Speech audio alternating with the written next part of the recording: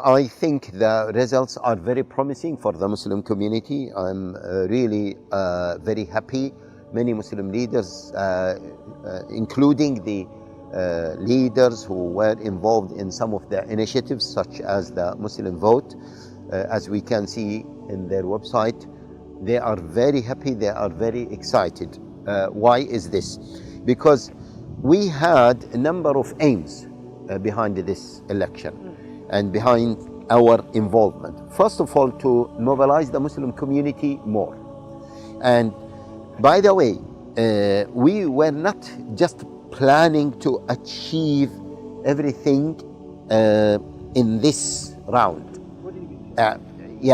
Mobilizing the Muslim community, it should happen, or it is happening through stages. And this is an initial stage. And we have still we have still the future elections, and inshallah the Muslim community will be mobilized more and more. So this was achieved because at least the Muslim community this time was more involved. Even those who do not want to vote, they were involved in following up what is happening and messaging each other and and following the results of the elections, circulating some of the clips, some of the the outcome of the elections. This is one thing, the mobilization of the Muslim community. The second thing is to unify the Muslim community in the political engagement. This has happened.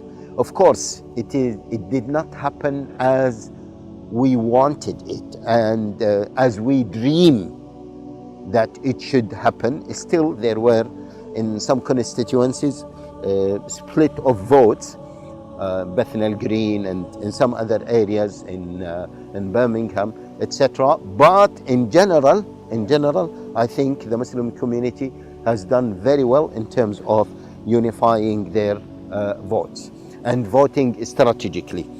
The third aim was to, of course, to punish the main parties, the Labour Party, the Conservative, because of Gaza. And I think this has happened clearly.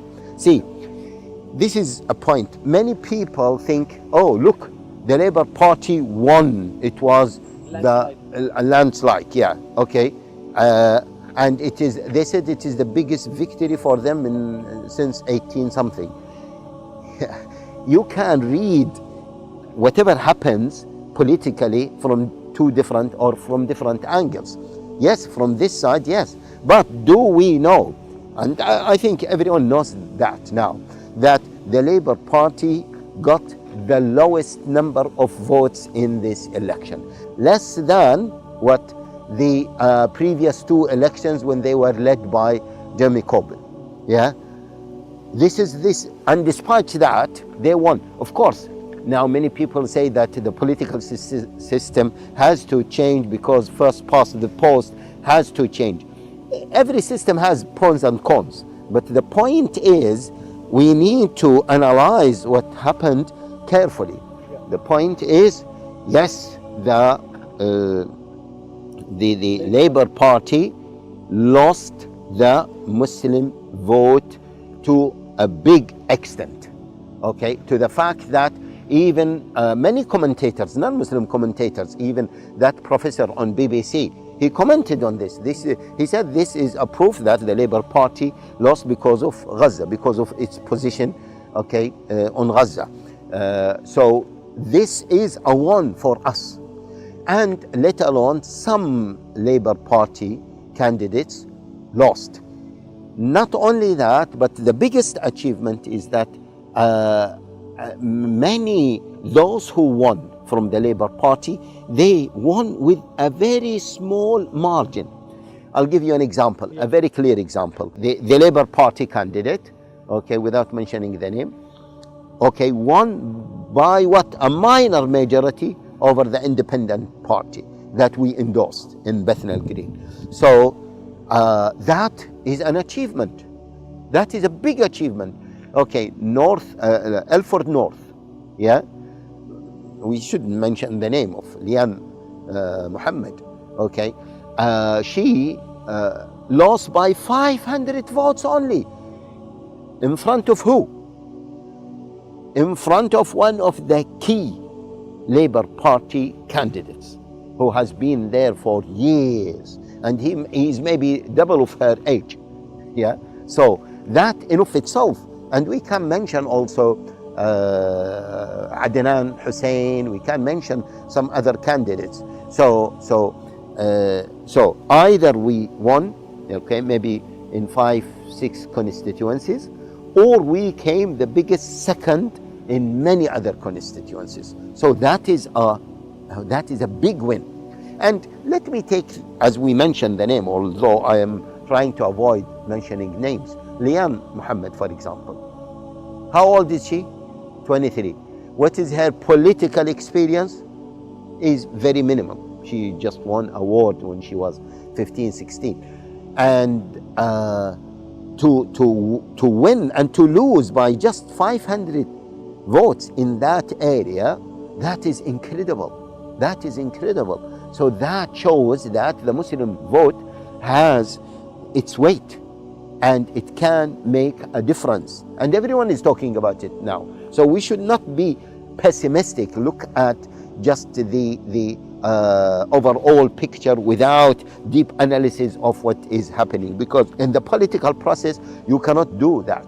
Yeah, so this is so to be honest with you, congratulations for the Muslim community, congratulations for the Muslim votes and other campaigns. This is really a big achievement, and this is like a shift. Okay, and this gives us some confidence that we can make a change. Yeah. Finally, I would like to say that, look, yeah, by the way, some of the commentators say that if Muslims have 10,000 votes in the right places, they would want 20 more constituencies, 20 more seats. Just what? 10,000 votes. And this is why we say that, okay, as we say in Bethnal Green, normally the gap between the Labour candidate and any other Labour is around 10,000 votes. Now this time the gap was 1,600. Okay, so the point is, this gives us confidence that we can make a change, and the Muslim vote should not be taken for granted. Yeah. And we need now to move to the other point. But before talking about the other point, you know, all of this, once we say that, okay, the likes of مثلا even Adnan Hussein, not Adnan Hussein, one of our candidates, he won by just less than 200 votes. Yeah, so he could have lost. Yeah, so what I am saying, when I said that it is wajib to vote, yeah, this is clear. We are talking about evidence here. 500 votes could have changed the whole voting, okay, for many constituencies. 10,000 votes, yeah, could have given us more 20 seats. So that's why every vote counts, let alone the experience that we got, the involvement. See, for me, the biggest issue is for the Muslim community to be engaged and to be involved, not to think that they can fix the system while they are just criticizing the system from outside. This cannot happen. Yeah, and this means that they will remain in their own bubbles, they will remain in their own comfort zone, they will remain in the margin, and they will not get into the middle of the challenge. And by the way, this is easier for so many people to remain in their comfort zone. That's why they prefer to remain in their comfort zone rather than to be involved in some challenging processes and long-term processes. I would like also to say that some people say, oh, what did we achieve? Have we ever said that this election will liberate Gaza? Have we ever said that this election will stop the war on Gaza? Have we ever said that? We never said that. Okay, but it is it is like attending a demonstration. So many people in the beginning, I remember 20 years ago when we were attending demonstrations, some people used to say, what is the point of attending the demonstrations?